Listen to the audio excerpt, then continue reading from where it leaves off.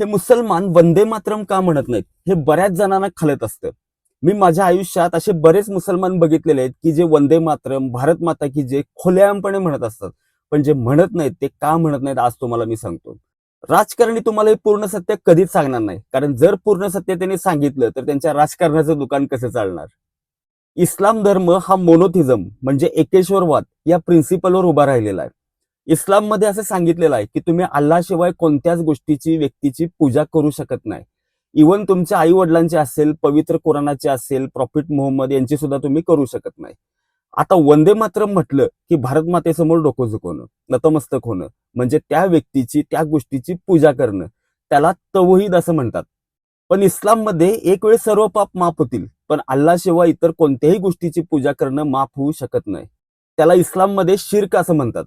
इस्लाममध्ये अल्लाशिवाय इतर कोणाचीही पूजा करत नाहीत. याचा अर्थ असा नाही की ते त्यांच्या कुराणावर, त्यांच्या आई वडिलांवर, प्रॉफेट मुहम्मदांवर प्रेम करत नाहीत. तसंही सारे जहां से अच्छा हे गाणं मोहम्मद इक्बाल नावाच्या एका मुसलमानानंच लिहिलेलं आहे. भारतीय संविधानातील आर्टिकल 25 हे तुम्हाला तुमच्या धर्म मान्यतेनुसार पूजा अर्चना करण्याची परवानगी देतं. आणि आर्टिकल 19 मला शांत राहण्याचं किंवा कोणत्याही धर्माची पूजा न करण्याचं स्वातंत्र्य सुद्धा मला देतं. त्यामुळं एक दोन घोषणांवरती वंदे मातरम न म्हटल्यामुळं कोणताही मुसलमान देशद्रोही किंवा गद्दार होत नाही, किंवा त्याचं त्याच्या स्वतःच्या देशावरती प्रेम नाही असंही होत नाही. हा व्हिडिओ शेअर करा तुमच्या त्या अर्धवट ज्ञानी आणि अर्धवट डोक्याने भरलेल्या राजकारण्यांना.